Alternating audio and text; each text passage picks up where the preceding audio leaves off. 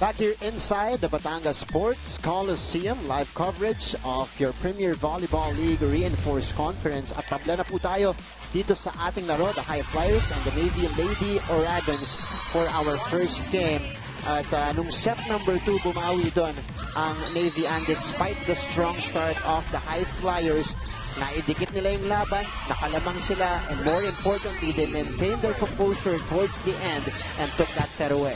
That's right. We expect, of course, that both these teams will actually go all out. Hindi magpapabaya yung mga teams na yan. And we also, I think one of the things our viewers enjoyed was how powerful this second set was. And we mentioned this when we were looking at the plays, na yung palitan maiksi man yung rally, yung palitan nilang palakasan yung kanilang mga palo. And I think one of the things that we also noted in the second set, better defense for both teams. Both teams, and of course, they took set number 1 as a feeling out set para sa parehong kupunan, and now they're covering each other well. But the Navy Lady Oragons again tying this game up 1 set apiece. As we take a look at the highlights here, Tess Roundtree continued to pound away in set number 2, scoring 10 points in total so far in this match, but Macy Euben, Lauren White, Grace Bombita, and the rest of the cast from Navy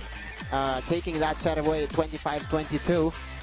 But, I'm not surprised looking at the numbers and the stats again. Dikit na dikit across all the different skill departments. But I think what the High Flyers would need to realize is how many errors they actually committed in that set, 10 as opposed to only 6 that the Navy Lady Oragons actually committed. So kahit na halos pantay lang yung kanilang naipuntos in that match, definitely those giveaway points cost them. A 4-point difference dyan sa errors natin that was really costly for the High Flyers. The Lady Beast on your screens, and one of the stars nitong High Flyers team. Papasok tayo ng set number 3 of this match again between the High Flyers and the Navy Lady Oragons, live here in the Batangas Sports Coliseum, Reinforced Conference of the Premier Volleyball League. And again, the first point goes for the 3rd straight time to the High Flyers, courtesy of that attack coming from Jerely Malabanan. And our officials here trying to attend to a wet spot on the floor. 1-0. So, and we've been seeing both of these teams answering each other. But what's gotta be the mindset right now for both squads, because this is a very important set number 3. Ika nga nila, the pivotal set of the match. And of course, both these teams eyeing to get this win to have that advantage over the other team. But I think what's important is that as I look at the top scorers for all the sets that they played, for the High Flyers, we have Roundtree with 11 points, Ordas with 9. So it's good to see that there's balance. Yes. However, they haven't really optimized the presence of Sullivan. So we haven't seen much plays from the middle. Now, on the side of the Navy Lady Oragons, both their top scorers with 10 points each, White and Euben, sila yung nagde-deliver. So now I think it's just a matter of making sure that their other players would also, get those points in. Oo, kailangan na siya overall support. At so far sa panimula ng ating set number 3, ang High Flyers kinukuha ang kanilang puntos galing dito kay Jerely Malabanan. 3 straight points from Jerely, and this was the latest one. Another successful strike from her. Back set, Lauren White with the off-speed hit. The push works, or the tip rather, for Lauren White. That's the first point of the Navy Lady Oragons here in set number 3, as Pantone could not get to the ball. White with a nice serve there. Saved by Roundtree. Ordas off the blockers. The combination gets it off the block. A very good start for the High Flyers. The names that we've mentioned are actually the local players, so it's a good balance that they're providing now here in this set. Aiko Ordas now enters double figures with 10 points. First time she's done that in this conference. Shelby Sullivan Punishes Philippine Navy with that free ball. scoring the point. Let's see that again. Ito, pinuntahan na nila si Shelby Sullivan for that quick attack. And should they go to that play more often, because so far it's been successful for them, talking about of course that combination ni Nabor and Sullivan. Well, I think they should. And what's good about Sullivan is that hindi lang sa gitna. She can do various plays. Napapaikot nila si Sullivan. The only question is whether they can receive and give a good pass para madali kay Nabor yung setup. And speaking of, that's an error from Aiko Urdas. Soft on that second ball. setup job. Daplisan doon or nadulas sa mga kamay ni Aiko Urdas. So 5-2, still in the lead are the High Flyers. Nabor, Roundtree sends it down. Aiko Urdas, you see her numbers here: 10 points, 8 off attacks, 1 block, and 1 service ace. Great performance, a season high so far from her. And a cross-court hit, running attack coming from Macy Euben Works.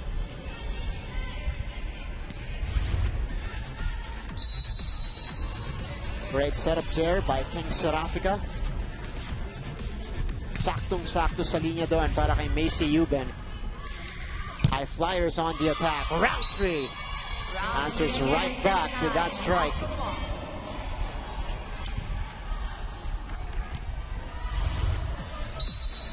So the High Flyers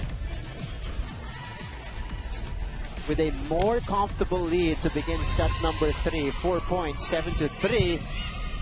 Oh, that's saved by Euben. Free ball here for the High Flyers. Roundtree will make them pay again. Clean hit.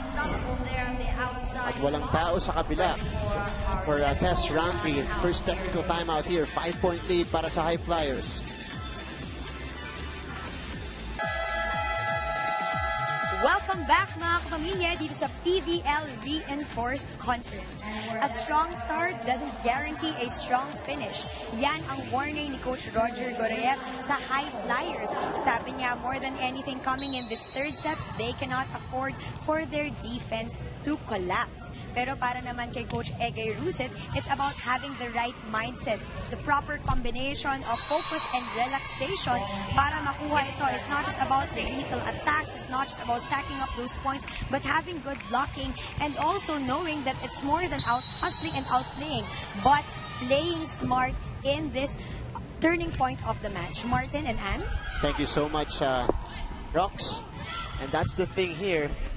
Ito na yung nagiging chess match ng parehong coaches natin. They have the personnel. So yung mga atake na lang, offensive and defensive schemes, that will make the difference in this particular match. As we see there, a kill block coming from Eguia.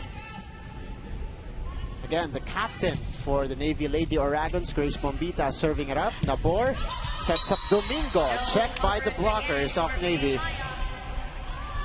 So that's back-to-back kill blocks here coming from Eguia. Let's see that one more time.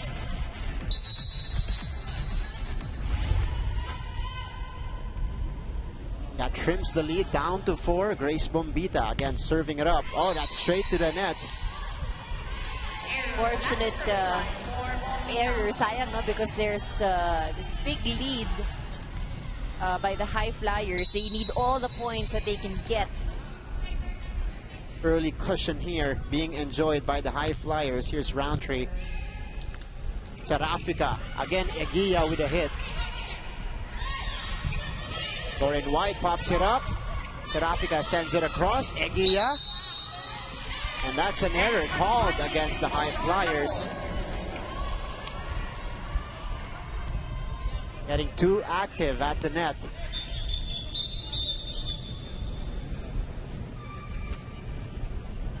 Four-point lead, 10-6. Here in set number 3.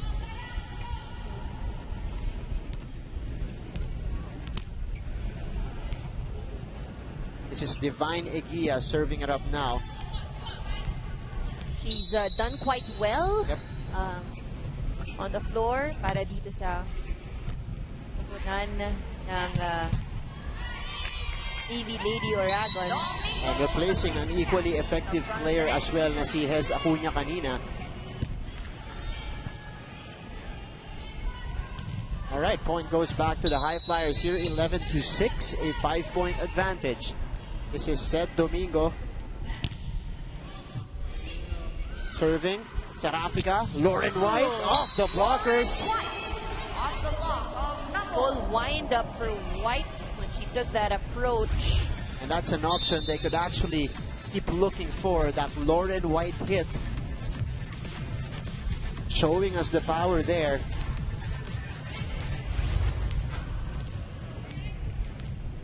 And Serafika now, a veteran setter, former Lady Falcon. Another veteran presence para dito sa koponan ni Coach Egay Rusit. He's been doing a great job so far in terms of playmaking for her squad.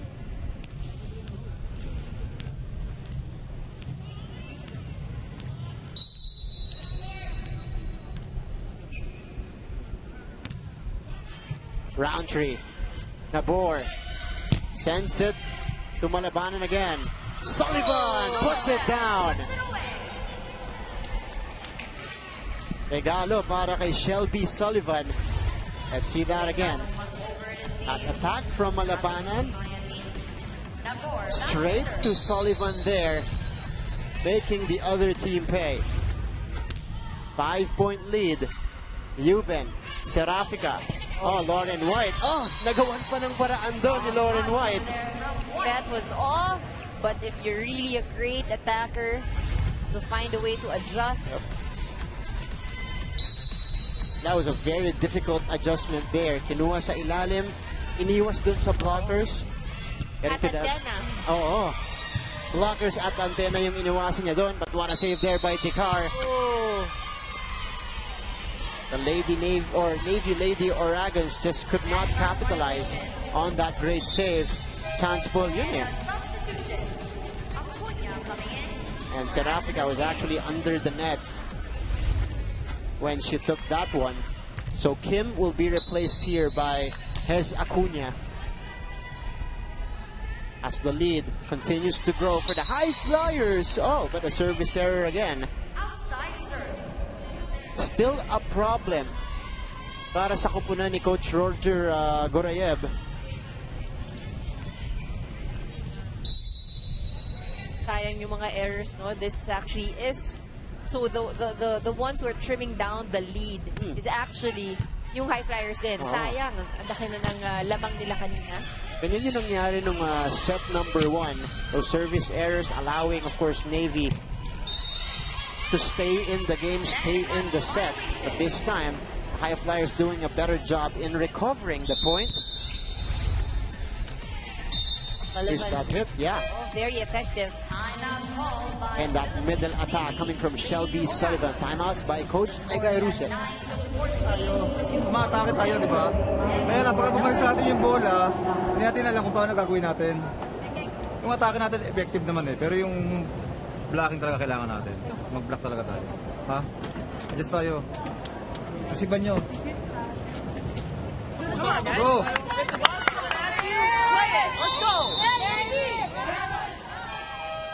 So yung sakit ng Lady Oragons nung set number 1 sa kanilang first ball reception, bumabalik dito sa set number 3 with that reminder from Coach Ruset.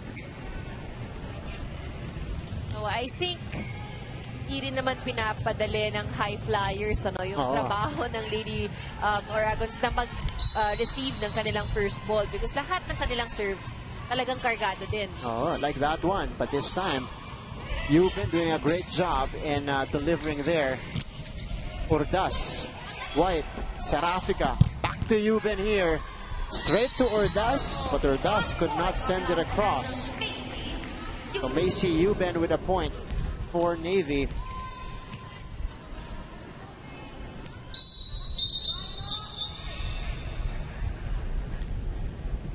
Macy Euben reminding everyone of her performance in their previous game, 27 points. Explosive right off the bat para dito kay Coach Egay Ruset. And that's another great coverage at the net, at double coverage. Egia with another kill block. Very clear why she was fielded in. At si Roundtree, yung pinayungan niya doon. Nabor. Back to Roundtree.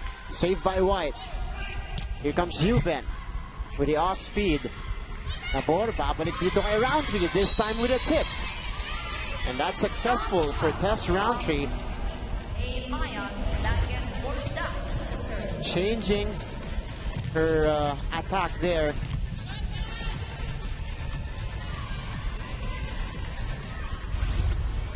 Aiko Urdas, who has 10 points in the game, 8 off attacks. Bumpita, straight to the blockers. Serafika, back set to Euben. Cross-court hit coming from Macy Euben. Trimming the lead down to 3 points. Substitution for Philippine Navy, Mandulin. Coming in for Bombina.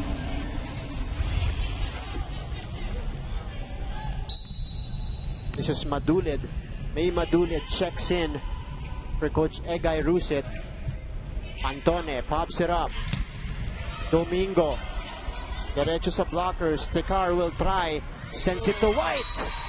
Down the line. White, pinulang ng konti sa kanyang approach because the ball was already on her head nung sinet up ng Katis. Wala na masyadong atras. Konti na lang. Few steps but managed to pull through. But she's been scoring off those awkward attempts. Gagawin pa niya ng paraan. Oh, that's off the blockers. Tess Roundtree gives them the 3-point lead as we head to this technical timeout. Alright, balik tayo sa ating coverage and electrify your summer shopping experience at the Trinoma Greenlight Sale happening today and tomorrow. Enjoy great deals from participating brands and get a chance to win exciting summer getaways from Skyjet, Seda Vertis North, and Sandbox Alviera. So abangan niyo po yan. That's happening May 18th to 20 at Trinoma. Going back to our game here, the High Flyers maintaining a 3-point lead, and it's been Tess Roundtree showing us the scoring here. Set number 3, Roundtree will give up a chance ball. White sends it through the blockers, and Lauren White has been effective from that side. Off the block. Usually, pag ganyan off the block, it's either the ball slows down or it's more difficult to get it because nag-iiba yung direction ng bola. Yes. Oh, Nabor! Deceiving the other squad there. Going for the 1-2, Jasmine Nabor. Tignan natin ulit yun. Egia with the serve here. Popped up by Pantone. And Nabor just went for it. Seeing the open spot in the heart of the defense. That's one of the big advantages if the setter is tall and if she's a lefty. So, tamang-tama yung position niya to drop the ball. It is her natural position. And Nabor has actually a knack for scoring. Aside from playmaking, she scored 6 points apiece in their last 2 games. Oh, but Lauren White again continues to score as the Navy Lady Oragons trying to stay here, stay alive in set number 3. And this save is brought to you by Banco. What a save there that leads to that attack from Lauren White. And Cabriana now checks in for King Serafika.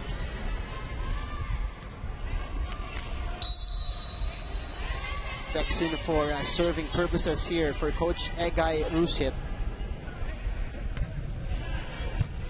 That's a nice and loaded serve. but they could not From Sullivan. answer the attack there by Shelby Sullivan. Again, and coming from the middle. And ito yung sinabi natin kanina, most of the sets really give it to the outside hitter or the opposite hitter, unable to utilize the middle spiker. But, you know, the moment they were able to improve their first ball, yun na, nabibigyan na ng set si Sullivan. At pinuntahan niya sila dito, or siya dito, at least 3 or 4 times dito sa ating set number 3.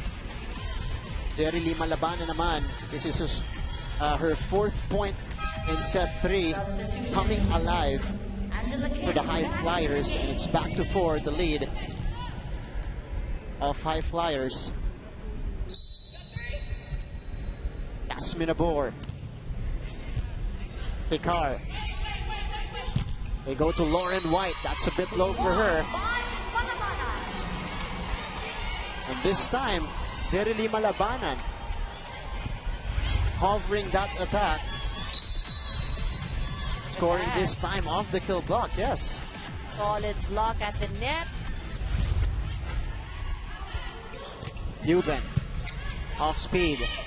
Nabor, back to the other side. Malabanan scores again.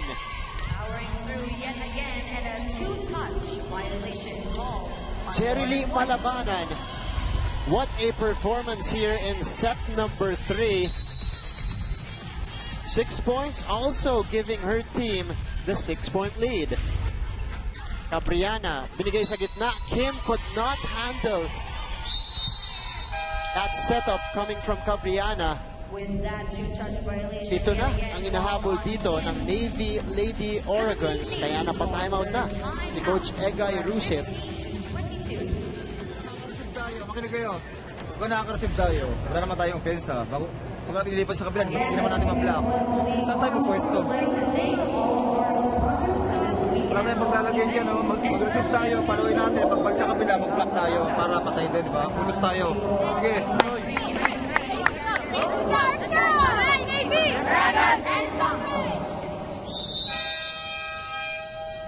7-point lead. And if you're Coach Egay Rusit, what do you need to address to at least give your team a chance here in set number 3? As we take a look at the Lady Beast again.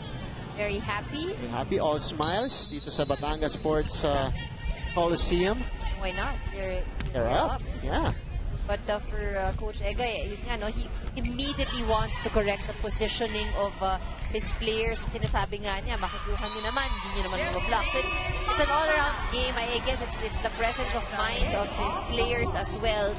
They have to be really into the game. Yes. To get those points and to actually win this set. Dahil sa ngayon, lumalayo ang score ng High Flyers. At ang pumapatay sa kanila dito, si Jerry Malabanan again with another point, giving them the 8-point lead here in set number 3. So the High Flyers 2 points away from taking a 2-1 lead. Serafika, Euban. Nothing you can do about that if you're Jasmine Abor. Just too powerful coming from Macy Euban. Good that Abor's reflexes. Yeah. Also very mabilis din, no? Very fast. Nakuha pa niya yun pero hindi lang lumusot. Nabor, Urdas, Serafika, Euban. Scoring on that awkward hit. Nabasa na ni Malabanan, but for position, mali rin to pick up that ball. Macy Euban, another point here. This is Lauren White serving. Jerry Malabanan. Serafika, back to Macy Euban with another powerful hit. Macy Euban on a roll in this stretch. Let's see that one more time. Back set and a point for the Navy Lady Oragons. Timeout here.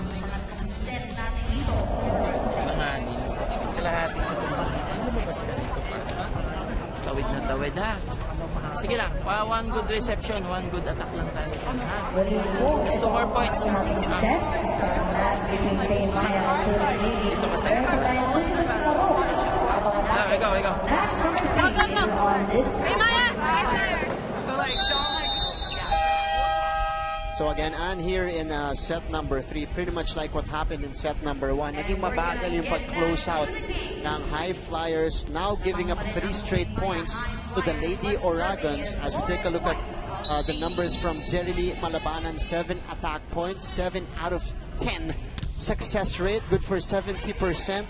Napakataas niyan, and all coming here in set number 3. But Sullivan, of course, wants to seal the deal here in the third set. Ayaw na niyang hayaan na dumikit pa ang kanilang kalaban. But just need 1 point to close out this set.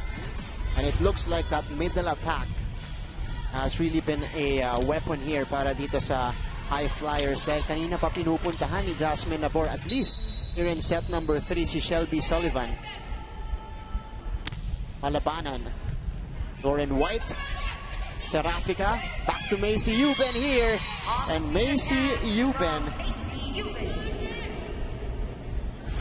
keeps the Navy Lady Oragons alive here in set number 3 with that tip. 17 points now for Euben, the product of University of Northern Iowa. Roundtree will try to answer. Check there. Roundtree one more time, this time with a push. Kim sends it across. Nabor back to Roundtree. Oh, there's too much power there for Tess Roundtree. They just need 1 more point, but this is what we mentioned earlier. Nagiging sakit nila as towards the end of the set, dun sila medyo slow down. Makalas itong High Flyers. Urdas, saved by Kim here. Serafika, pupuntahan si White. White with a push, Nabor, Roundtree. Off the blockers, and that's the point for the High Flyers, closing out set number 3, 25-20. And this was the last point. Tess Roundtree sending it straight to the hands of Macy Euben. Again, sealing them at set number 3, 25-20. And more importantly, the High Flyers take a 2-1 lead ito sa ating first game of the PVL Reinforced Conference on this Saturday. Sa ating pagbabalik, stats and highlights again of set number 3, and of course, set number 4 action for you guys.